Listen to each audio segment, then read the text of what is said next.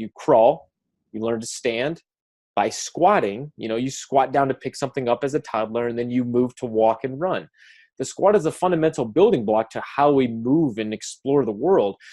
And as we age, we often forget how to perform the squat. You see someone that's 13 years old nowadays, and they don't know how to squat. They've never been told because they've forgotten that, how to move. Hey friends, welcome to the HealthSimple Show. I'm your host, Kyle Reedhead, and I interview health and wellness experts from around the world to help you live healthy, happy, and stress-free. Now don't forget to subscribe to our channel, and if you have any questions about anything we talk about through this episode, just comment below and I'll get back to you as soon as possible. Enjoy the show.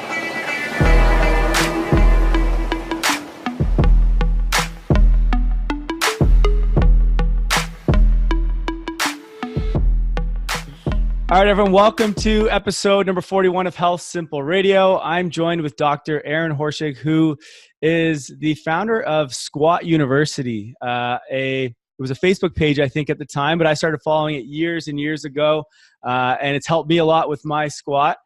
So super excited to have you on because I've literally been following your videos for so long, Aaron. So welcome to the show, first of all. Thank you so much for having me on. No worries. So why the interest in squatting? What got you so pumped up about this movement? Great question. So first and foremost, I have a history in strength and conditioning. When I came up through college, I was on the Olympic weightlifting team. I got, my undergraduate degree in exercise science. So I really enjoyed the training, the strength aspect of being an athlete. And then when I got into physical therapy and started working with patients, I continue to have these almost deja vu-like instances where during an evaluation of an athlete, time and time again, I was finding these connections, no matter what type of an athlete you were, whether you were a baseball player, a football player, a weightlifter, no matter what type of injury I was seeing you for, hip pain, ankle pain, knee pain. There was these common connections, just like a deja vu-like moment, where time and time again, I was seeing athletes who were having issues that were all connected to the inability to perform a proper squat. Mm-hmm. Now, during the investigation or evaluation of any type of injury, I ask you to go through a number of different movements. We do tests, we measure things. Our goal is to find out why did you get your injury so that we can fix the weak links and send you on your way back to full health eventually. Well, in doing that, I often ask people, show me a squat, basic bodyweight squat, take your shoes off. And time again, I would see athletes who by all, ideas out there and by all qualifications are great, amazing athletes that are very strong. They're very powerful. If you threw them under a squat rack, I'm sure they could lift tremendous weight, but they could not perform a basic full depth bodyweight squat with everything looking in line. Feet not collapsing, knees not collapsing, back not rounding over. And then I would also ask them, perform it on one leg. And most of the time people look at you externally where they're like, one leg? Like a pistol squat, like I see those CrossFitters do on TV? I'm like, yeah, try to do a pistol squat. And in all my years of being a physical therapist, I've seen one athlete who had something wrong with them, some type of ache and pain, that could do a full pistol squat. Wow. And make it look good coordination. So what it was showing me was that while there's so many factors in why we develop injuries, one of the cornerstones to that, I think, is the inability to properly move well. And I think the squat was one of those fundamental building blocks that a lot of times we have missed as human beings, not even athletes as a whole. I think when we look at the squat nowadays, we view it as an exercise. If you look up squat on Google, you'll see thousands and thousands of articles and websites dedicated to how to move weight correctly. The squat is an exercise. You will not find many at first that are, here's how you perform a bodyweight squat. But in reality, in the way in which we use the squat as a growth and development movement, you crawl, you learn to stand. By squatting, you squat down to pick something up as a toddler, and then you move to walk and run. The squat is a fundamental building block to how we move and explore the world. And as we age, we often forget how to perform the squat. You see someone that's 13 years old nowadays, and they don't know how to squat. They've never been told because they've forgotten that, how to move like that. They may look to the weight room and then they only see people performing the squat as a weighted exercise. And I think when we have rearranged our priorities to such an extent that where we only view the squat as an exercise and how much weight we can move and how much I can perform, and you forget about it as a movement first, you capsize yourself as an athlete, as a human being, because all of a sudden you are trying to build performance on top of a rocky foundation. You know, the whole adage of how tall can a pyramid be? Well, it can only be as tall as it is wide, because it has a wide foundation. It creates stability for the structure to then build up. Well, as athletes today, or just as people who are health-minded in general, we're looking to perform. We're looking to, increase more weight on our bench press or whatever lift we're doing. We're looking to increase the performance and the skill at which we can do. But if we don't have the fundamentals down first, we have a weak link and a crack in our foundation as a human. And I think one of the basic foundational cracks that most people have is movement quality. You can't move well first. But when you look at, programs that people try to sell you, it's how do I put more weight on my squat in 10 weeks? Or how do I decrease body fat? We're looking at all these other things first, where we're not addressing the fundamentals first. And when you do that to such an extent, bad things happen. You capsize your potential of what's out there, of what you could possibly do. And you also invite injury into the picture eventually. So my whole thing with Squat University was quite simple. And it was, I need you to move well first. We need to learn how to excel at the fundamentals, and then let's work on squatting more weight. Let me show you what's potentially out there as an athlete, especially when I talk to strength athletes, weightlifters, powerlifters, CrossFitters. But let's do so first by fixing the fundamentals, and then let's lift some big weight. Mm-hmm. And I like that you always say that it's a human movement, first. It's a foundational movement, because, squatting is something that really every human should be able to do body weight wise. We should be able to get down ass to grass in perfect form, because we all could do it at one point in our lives. If you watch a baby squat, and I love using this analogy, but you watch a baby squat, it's absolutely perfect. Mm-hmm. And then once we start sitting, once we start working in an office, going to school, we lose that ability. And, the application of squatting is not just as an athlete, but like you said, as a human, because whether you want to lose weight, whether you want to prevent injury into old age, whether you want to build muscle, squatting is by far the most important movement that you're going to do for any of that kind of stuff. So learning to squat, correctly it's just so important. It's something that everyone needs to be able to learn how to do. I tell all my my followers, all my patients, if you don't want total knees when you're 60, if you don't want an achy back when you're 70, if you want to be able to walk and play with your grandkids, learn how to perform a basic bodyweight squat and never lose that ability. Yeah. The one commonality between all my patients who are over the age of 50 that have issues is the inability to use their body as it was designed. I have rarely seen someone who is over the age of 50 that can perform a deep bodyweight squat and control it all the way down. They have lost the ability to use their body. They don't own their movement capabilities. And therefore, eventually, the body starts to break down. Now, whether that's an overload of certain areas because you're putting more force on it, or there's not enough stress on certain areas, there's so many other factors that lead to the eventual injury. But I think the foundational premise behind so many injuries is we have misused the body that we've been given. And I think a lot of it starts with just, do you have the movement capability to perform what you could when you were 20? The thing I hate hearing so often is, well, I'm not 20 years old anymore. I understand that there's obvious performance decreases as you get older.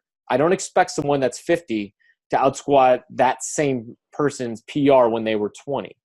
But we should be able to perform basic body weight movements for the rest of our life. And I think when you strengthen that and hold on to that ability, it leaves so many more options available to you that right now we don't see in our aging population.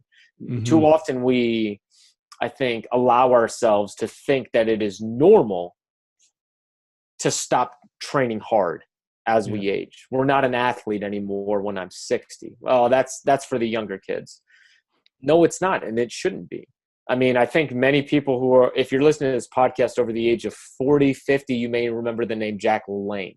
He was almost the Arnold Schwarzenegger of the day before Arnold, when we're talking about physical fitness, a long time ago when TVs were black and white TV. He was the first person to bring physical fitness and functional training to, America and the rest of the world. And he died at like 97 years old, not because he was stuck in a nursing home and couldn't walk and needed a walker, but I think it was he didn't take an antibiotic and ended up dying of pneumonia. I think in his later 90s, he swam the one of the channels out in like San Diego, pulling boats behind him. It's like it's crazy what is possible when you use your body how it was meant to be trained. Yeah. Well, and we often think that, as we age, it's just normal to all of a sudden you need a cane or you can't move. And it's like, no, this isn't a normal thing at all. It's just, you don't go into those movements anymore. So that's why you can't do them, right? If you just kept up with it and kept up mobility, well, you'd still be able to do it. You wouldn't have back pain. You wouldn't have all these issues. And it's crazy. I saw, it was on the news and it was like top 5 exercises that you shouldn't do if you're over the age of 60. And it was like squat, deadlift, push up, and I think it was row maybe. And I was like, that is the stupidest thing I've ever seen in my entire life. Yeah. Those are all the ones that you should be doing. Exactly. But for the purpose of this episode, I really want to help the listeners and myself be able to learn how to squat properly and be confident in the way that they're squatting. There's so much. I mean, if you Google how to squat, there's so many videos out there that are so bad, that are just completely wrong. And so I'm excited to kind of be able to teach the proper ways to actually squat and get rid of all that crap that's out there. So let's just start. Will everyone's squat look the same, or is there going to be differences between the type of person? Great question. No one's squat is going to look the exact same as everyone else's. Everyone has a certain type of anatomy. If you go to the gym and look around, you will see people that are 6'5". You'll see people that are 4'5". You'll see people that have extremely long femurs. You'll see people that have extremely short femurs and a very long torso. All of those different things are going to play into a part into how you squat. Now, there are a couple golden rules, I guess we'll say. The first thing is we need to stay balanced. If you view a barbell squat from the side and you watch the way the bar tracks, the absolute is that we want the barbell to track vertically over the middle of your foot. That means that your body's in balance and capable of producing efficient force and power. So no matter what type of body mechanics you use to get there, as far as or your body dimensions, you need to stay balanced. Now, what that means is that some people will naturally have a more inclined trunk position than others. Someone that has a really short torso and long femurs relatively will have a much more inclined chest in order to stay balanced. That same person, or that person's best friend that has shorter femurs and a longer torso is going to have to be more upright in their squat position in order to remain balanced, to keep the barbell over the middle of the foot when viewed from the side. So that's the first prerequisite, is we have to stay balanced. Yep. Other things then come into play. We've got anatomy at the hips. Are you built with textbook anatomy in which the femur aligns with the hip socket at a small angle forward? For those people, having their toes maybe 5 to 7 degrees toed out is normal for, textbook anatomy. Not everyone's built like that, though. There's some people that have what we would call retroversion of the hips, meaning that the hips align to the socket at a more flat angle, so more directly lateral. Those people are naturally going to turn their toes out more to the side when they squat in order to allow for natural, normal hip mechanics for their body. Those are people that usually would walk around with sort of like duck feet, I guess we'll say, toes out to the side. Now, just because you do walk like that doesn't necessarily mean it's anatomy that's an issue. You may just have crappy mobility and have never been shown how to walk correctly. You could have femoral anteversion, meaning that your femurs align at a more angle forward. For you, a straight forward foot squat may be perfect for you. So, toe out angle is very individualized to the person. That's why finding like a good skilled coach that can help with the screening process, sort of figure out where do you set your toes to be the most advantageous for getting those great positions. Stance width may be a little bit different. Depending on your goals, you may be a little bit more narrow. You may be much wider if you're really into like powerlifting or something like that, to find a very strong squat.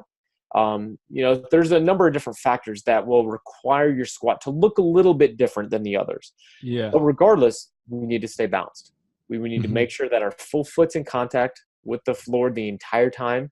We're not all the way back on the heels, regardless of what people say. Heels, heels, heels. If your heels are popping up, sure, jam your heels down. But your body weight should not be entirely in your heels. We need to keep our knees in line with our feet.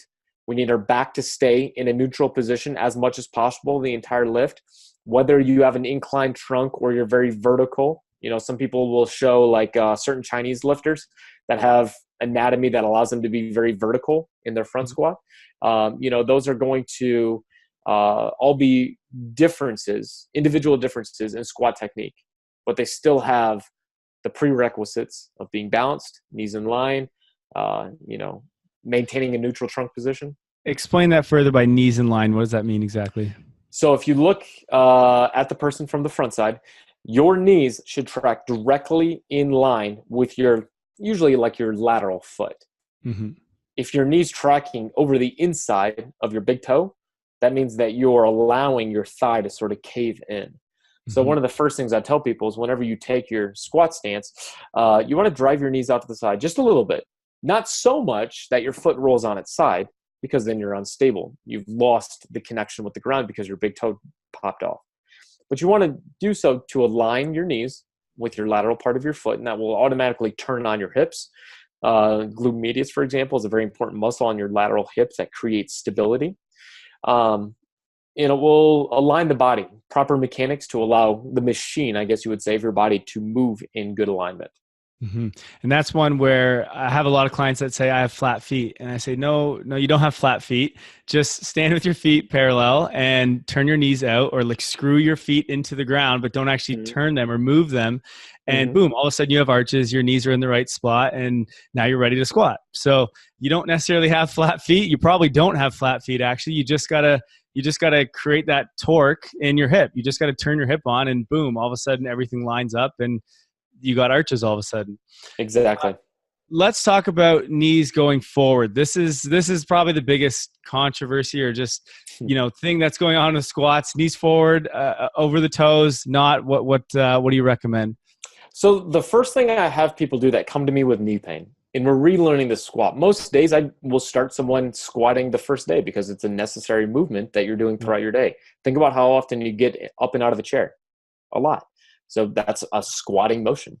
So I'll have people take their squat stance, and I'll say, all right, from here, I want you to jam your knees forward at the very start of the squat. Try to keep your heels down. So don't completely, go off balance, but try to shove your knees forward at the very start of the squat.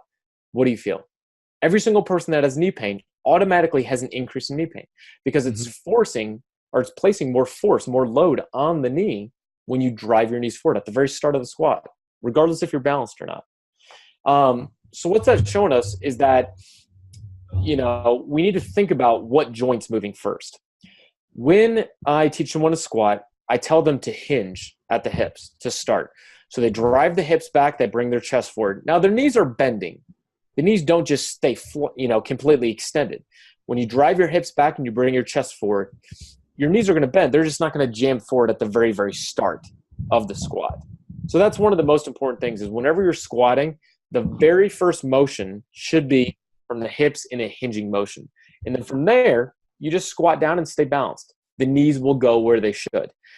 For most people, the knees will track forward and maybe even a little past your toes at the very bottom of the squat, and that's completely fine. And a lot of people, in doing so, if you try to stop your knees from going forward, you will actually push yourself off balance. So you will make your squat worse if you purposely think about not letting your toes pass your knees past your toes. All you have to do is start your squat by hinging at the hips a little bit and then squat straight down and remain in balance. Remember, with the barbell squat, viewing it from the side, is the barbell remaining over your midfoot. If you do those prerequisites, start at the hips, stay balanced, squat straight down, and keep that barbell over there, the knees will go where they should. And depending on your anatomy and your level of mobility, the type of squat you're doing, front squat versus back squat, your knees may pass your toes, but that's okay because you got there in the right position. Likely, the person that came up with that cue, don't let your knees pass your toes. it was probably someone with really good intentions. They're probably working with injured athletes like myself. They have someone with knee pain. They squat and they let their knees go forward. All they have to do is say, don't let your knees go forward. All of a sudden, they have no pain. Aha, we fixed it, right? No, Yeah. you just put a Band-Aid on it. All you did was teach that person how to squat with a very hip-dominant manner, but you didn't fix the issue. The issue stemmed from, all the other problems that led to that knee pain. By modifying the movement pattern, you just took out a little bit of or you changed their technique just a little bit to where they moved with their hips a little bit. If they want to squat all the way down, most people will have to eventually come forward or even past the toes. It's okay to get down there and let the knees go forward. The body can handle it. You just have to get there with the right sequence of events. Yeah, makes sense. Now, for a lot of people, we can't even get down into the bottom of a squat, whether it's allowing the knees to go forward or not. It's just not possible without, I guess, falling over, or you're just too restricted to even get that low. And I don't know how we can do this over a podcast without actually just showing it, but can you give sort of some practical assessments to sort of, do some tests to see what areas you may have that are restricted or that you may need to work on to actually allow yourself to get deep into a squat? So the most simple is an ankle screen, and everyone can do this. Now I call it the 5-inch wall test. It's basically a very simple screen. Find a wall, put your toes 5 inches from the wall. If you don't have a ruler, it's a fist plus an extended thumb is roughly 5 inches. From there, keep your heel down and then drive your knee over your toes to see if you can touch your knee to the wall. If you cannot, that is showing you that you are missing ankle mobility. Now, this is a very gross screen, meaning it's very, there's obviously going to be small individual differences. If someone has a really, really small foot, huge feet, thighs and very long tibias, they may be able to reach at 4.5 or 5.5. It's very different, but it's able to catch big problems in ankle mobility. If you are unable to touch or even come close to the wall at that distance of 5 inches from the wall, it means that you are having limited ankle mobility. Ankle mobility allows your hips to descend to the greatest depth while still maintaining an upright chest and remaining in balance. So as you squat down, you need ankle mobility to allow your knee to translate forward over your toes to allow your hips to descend. So if you can't get into a full depth squat and sit your butt on your heels, likely ankle mobility is one of the most important factors that is limited. Okay. Big thing to understand then, when you try that test, if you are not able to reach the wall, is what is limiting that movement?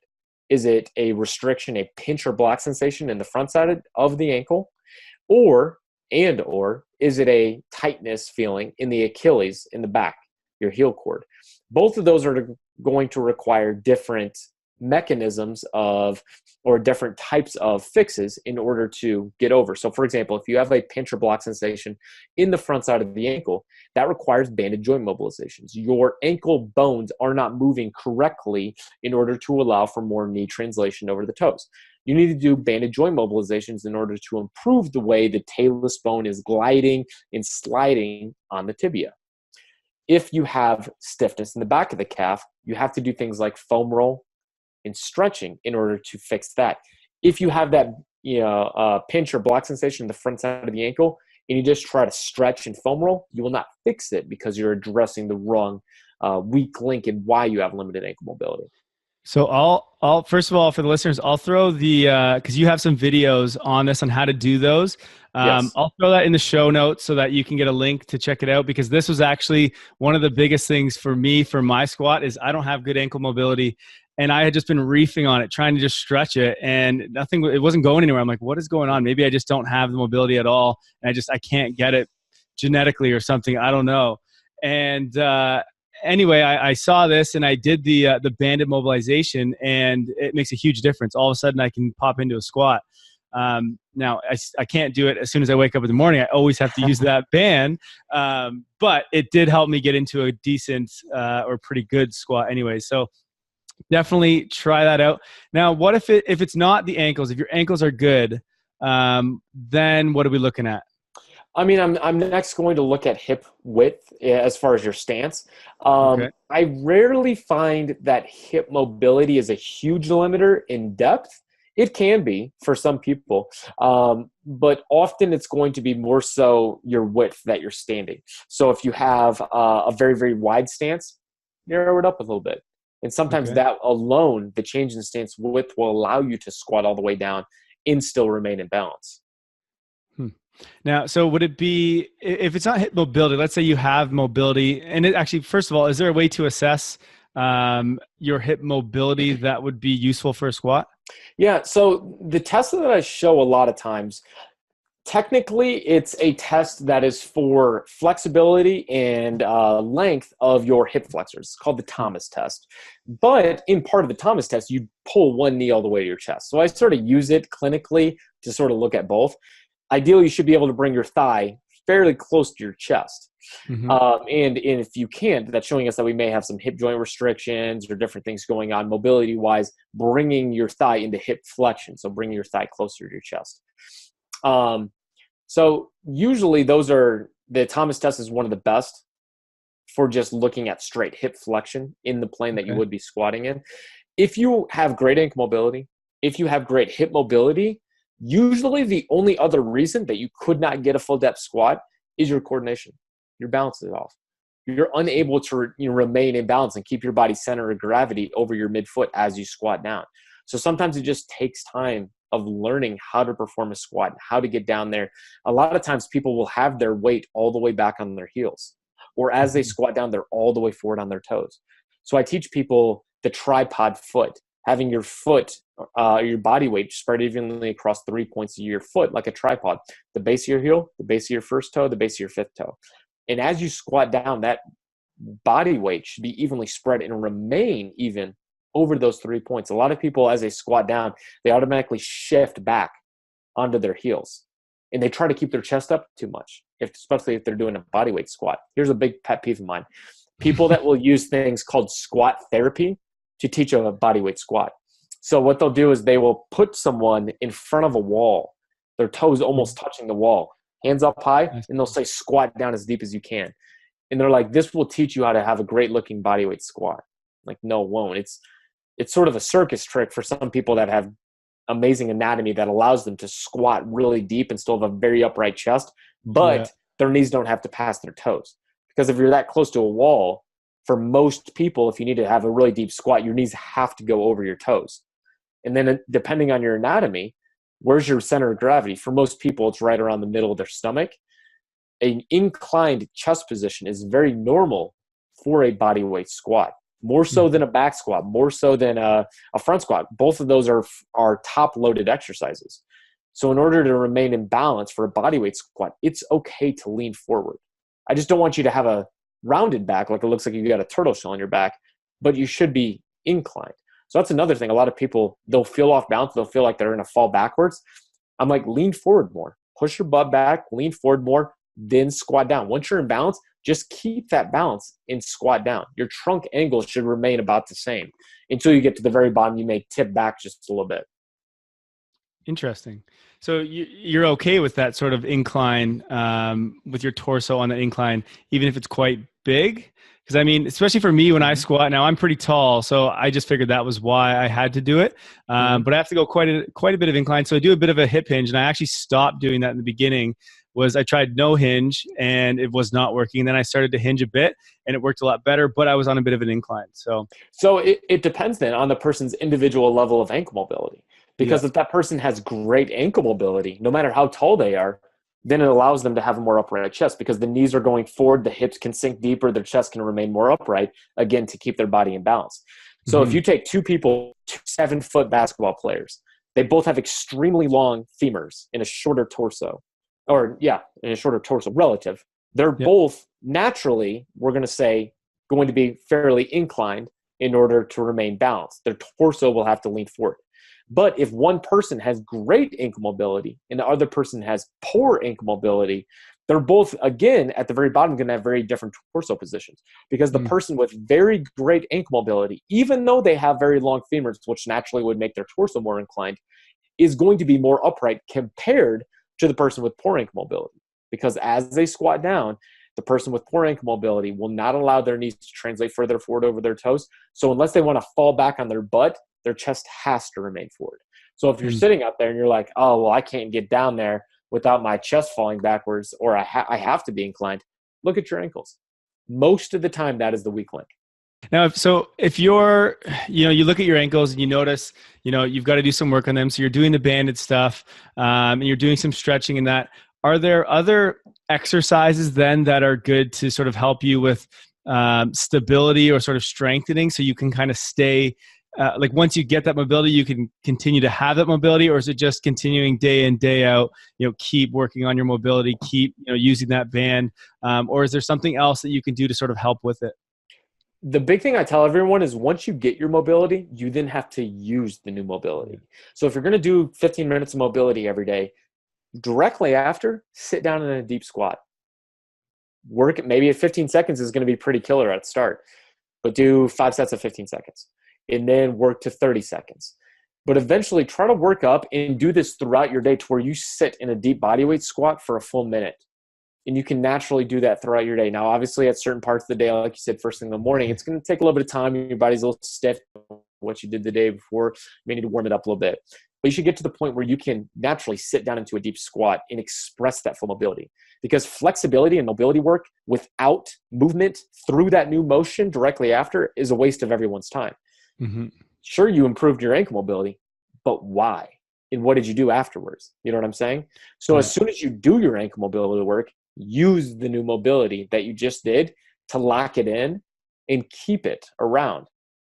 The more you do that, the more you sit in a deep body weight squat, the more you use your new motion, eventually the body adapts.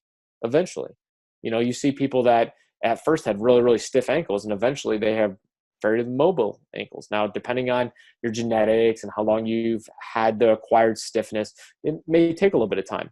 But through hard work and consistency to mobility work and then using the new mobility, a lot of people can make amazing changes, but it has to have sort of both sides. Yeah. What do you think of Kelly Starrett? Is he loves the squat as well, of course. And his big thing is, I think it's 10 minutes of sitting in a bodyweight squat a day. Can you do that? First of all, I'm sure you can. And is this something that you try to get clients? I think the big thing that Kelly is misquoted on a lot is he's not talking about 10 minutes sitting all at one time. I think a lot of times he's like, let's try to accumulate 10 minutes throughout the day. I mean, I think I'll get bored if I'm sitting down for too long. I think, at most, I think on most days I'll sit down, maybe 2 minutes, 2.5. And then eventually I'm like, all right, I'm going to go do something else. Eventually I get bored. But yeah, I mean, at first it was tough. At first I remember watching Kelly, that's his very first mobility WOD video on YouTube back in 2010 or whenever it started, was the 10-minute squat test. And it was, can you accumulate 10 minutes in the bottom of the deep squat throughout the day? And for a lot of people, that's a killer. They don't realize how short of time they spend in the bottom of a deep bodyweight squat. You think that you squat a lot, get out the stopwatch and record yourself and find out how long you actually do sit in the bottom of a deep bodyweight squat using your full mobility.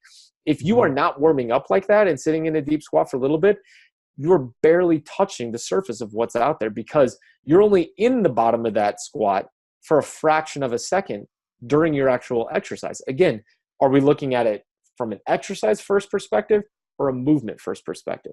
Because if you move well first and you use your full movement capabilities throughout your day, you should be okay. But when the time you get to an exercise like the squat, the only time you ever get into a deep squat is during the few reps that you're doing your exercise, you're really hurting yourself in the long run. Yeah, makes sense. Do you have progressions of exercise that you might get a client to do before they're going to do a squat? You get into goblet squat or maybe a front squat before they're putting the bar on their back, I mean? Definitely. I mean, I think it always starts body weight first. Yep. From there, depending on the person I'm getting, goblet squats are easy because they're not a lot of weight. You can get a kettlebell that's 5 pounds.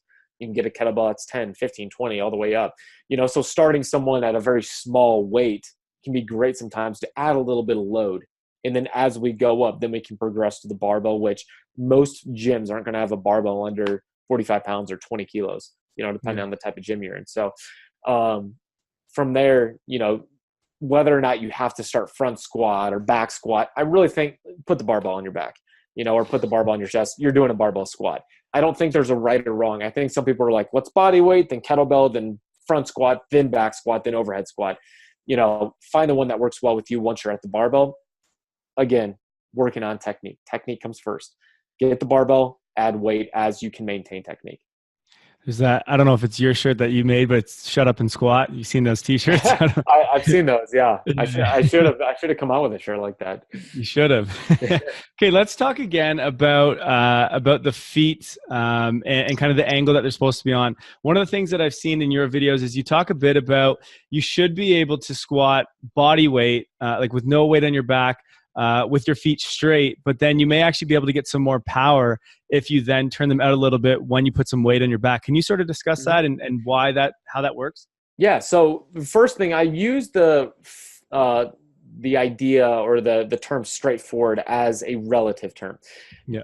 If you look at an anatomy book, your ankle naturally connects with your lower leg at about a 5 to 7 degree angle. So when we say straightforward, I don't mean 100% straightforward. So naturally, when you stand, 5 to 7 degrees is a very small amount of toe out. Now, I use that idea that we should all, or most of us, be able to perform a bodyweight squat with that foot position, because in order to squat all the way down with that foot position, you have to have great ankle mobility. You have to have good foot stability.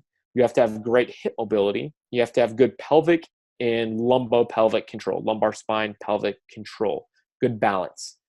A lot of people will naturally turn their toes out because they're lacking one of those things. Because turning the toes out makes it easy to get all the way down there. Because if you don't have a great ankle mobility, you can squat all the way down with the toes turned out. If you don't have good pelvic control, you can squat all the way down without, with turning your toes out a little bit. It allows you to sort of work around your weak links.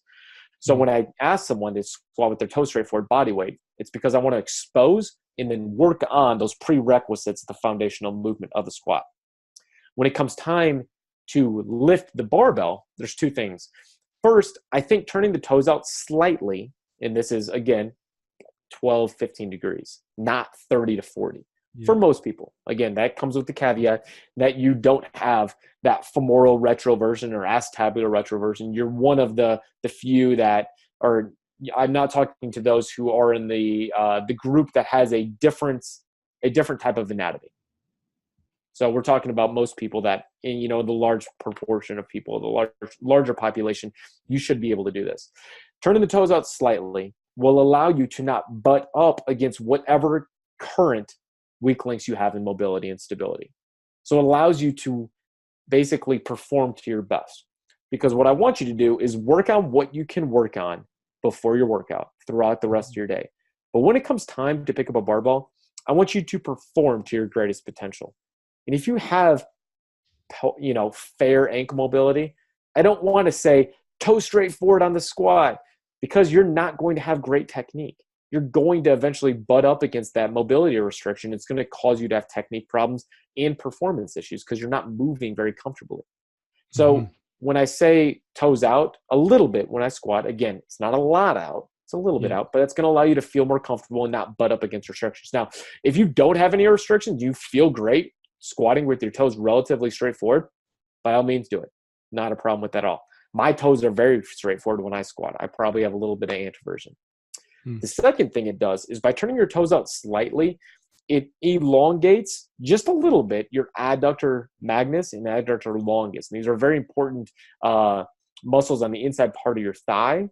The adductor longus specifically, because of the attachment size, it can aid in hip extension a little bit, sort of like the hamstrings. So it allows a potentially greater squat power production because we're calling in a little bit more muscles to aid in how you're creating the movement of hip extension. So that's one possible benefit of turning the toes out slightly, is some people theorize that you can create greater leverage by turning on and bringing in a few different types of muscles from the inner thigh. Interesting. Cool. Anyone who's looking to kind of increase their strength and squat, it's a sweet tip. Let's talk about shoes or barefoot. So when you talk about all this, are you talking about you should be able to squat deep barefoot, or is this with shoes on, with weightlifting shoes? Talk about that a little bit. Great question. So again, it all comes back to movement first. Everyone should be able to squat deep without any shoes on, because if you don't, you're only ever squatting in shoes. you're probably never feeling the ground. You're not recognizing the connection and the way your body is connected to the ground and in remaining in balance. So I always recommend people warm up without shoes on. Now, depending on the gym you're in, you may have to keep your socks on and, get away from the person that's watching the gym floor. I was going to say, I've gotten in multiple fights with the people at the gym telling me to put my shoes on. I'm like, exactly. I'm squatting. Come on. Exactly. Now, when it comes time to pick up the barbell, again, I want you to perform to your greatest potential. For most people, that's putting on some shoes. A lot of people have issues in foot stability and ankle mobility. And if you squat barefoot, those problems will come out and hinder your technique quality. So for most people, putting on a shoe, especially a shoe that has a little bit of a heel raise, will allow you to get into even better positions and improve your foot stability, and therefore your technique quality will be much better. Again, warm up without shoes, put on shoes when you squat. Now, are there people that can squat barefoot and still have great technique? Sure.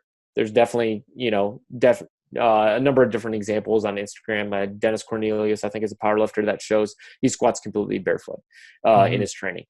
He has great foot stability. His foot's not collapsing over at the bottom. He has sufficient ankle mobility for the type of technique he's using. But I think what happens is that a lot of people, they warm up barefoot and they try to squat barefoot, but they don't have the requisite amount of ankle mobility or foot stability, and they allow their feet to cave over. As soon as the feet cave over, the knees are going with it. All of a sudden, you just broke down your squat. You're not going to be able to perform nearly to the point that you could if you put on some shoes. Now, again, I don't want you to forget about your foot stability or forget about doing your ankle mobility work, but it comes time to, what do we have to work on? All right, now I'm trying to pick up the barbell. Let's now perform to our greatest potential.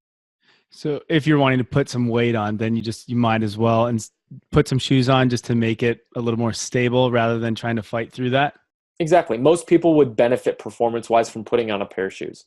Okay. Now, if you don't have weightlifting shoes, you're just wearing, cross trainers or running shoes if you're working out in those. For most people, I would recommend wearing if you don't have weightlifting shoes or want to spend money on them, get a cross training shoe that has a very hard sole, harder sole. Like the Chuck Taylor shoes. Yeah. The Converse, they've got a hard rubber sole, relatively hard rubber sole. What we want to stay away from are running shoes and basketball shoes.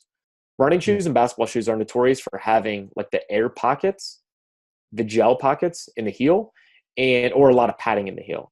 Mm-hmm. What that does is it's going to act like you're squatting on a marshmallow. It's going to force your body weight more towards your forefoot. So it's going to push your body weight away from that tripod connection, where ideally we want our body weight spread evenly across all 3 points of the foot. The reason basketball shoes and running shoes were built like that is because a lot of people, when they run, they heel strike. Mm-hmm. Well, if you heel strike in a hard shoe, it just sends a lot of shock waves up the body. But if you put a pad there, whether that's an air bubble, a gel bubble, just a big pad like some running shoes, it allows you to sort of absorb that and dissipate that force where it's not as harmful on your body. That's not what we're trying to do when we squat. Mm-hmm. When we squat, we want to have a firm connection to the ground so our body can remain in balance. So if you squat in a shoe like that, it's not as ideal. If you only have running shoes or only have, very like an air bubble type shoe, like a Nike Air Max, I'd recommend probably just going barefoot for the time being until you can get a pair of shoes. Now, don't say money's an issue because, Converse, Chuck Taylor's, legit, you can find them on Amazon for like $12. Yeah. They're very cheap. They're not expensive shoes. But weightlifting shoes can be expensive. Your top of the line weightlifting shoes nowadays will run $200 plus. You can get some cheaper weightlifting shoes. There are a number of companies out there that make shoes for under $100. You can always find deals, like 6pm.com has great deals. East Bay clearance section has good deals sometimes. Like, there's a number of different websites that offer shoes, entry-level shoes for weightlifting shoes. But having a heeled weightlifting shoe for a lot of people can be very huge if your goal is performance and you need that ankle mobility. What about going barefoot and then putting a plate underneath your heel? Great question. So what that plate does is it's aiding in its ankle mobility. So it's raising your heel up a little bit, the motion of plantar flexion, which then allows you to let your knee go further forward over your toes at the very bottom of the squat. Doesn't give you more ankle mobility. It gives your body the perception that it has more ankle mobility. So it's like wearing a weightlifting shoe. That's what a weightlifting shoe was designed. When they first started making them in the later 50s and 60s, they were playing around with a number of different styles, but that shoe that has that raised heel allowed weightlifters to get under a squat, a snatch, or a clean much deeper with a more upright chest position. So it'll improve their proficiency in the lifting styles that they were doing. So that's why a lot of people use them in weightlifting. And then obviously they've carried over now to, sometimes you see them in powerlifting. Sometimes you see them, people love going to the gym and they bring weightlifting shoes because they squat and allows them to get in better positions. But just like ankle mobility improvements allow your knees to go further forward over your toes and keep a more upright chest position and squat deeper, wearing a pair of weightlifting shoes will give you that added enhancement without doing any ankle mobility work. Now, it doesn't mean you shouldn't do ankle mobility work if you have restrictions, but it allows you even more help when you put on a pair of shoes. Okay. Makes sense. So, all right. Is there anything I have one question left, but it's a question that I ask all the guests that come on. Before I do it, is there anything we've missed? Anything that you want to explain about squatting that is going on in your mind that you got to make sure someone knows? Is there anything that we missed? The big things I would say: it is okay for your knees to go past your toes. That's a big myth. It depends on when and not if. It's okay to squat deep. Deep squats are not bad for your knees. Squatting with bad technique and with bad programming, maxing out every single day, that's bad for your knees. So those are the two big things that I try to get across to as many people as possible. Use good technique, use good programming, and you will keep your knees for the rest of your life. Which is the goal, I think. Exactly. Okay, so before we ask that last question, how do people find you on the internet or wherever else? Where can we learn more from you? Yeah, so all across social media: Instagram, Squat University; Facebook, Twitter, YouTube. I have my own podcast, Squat University podcast, that I'm started recently. My blog, squatuniversity.com.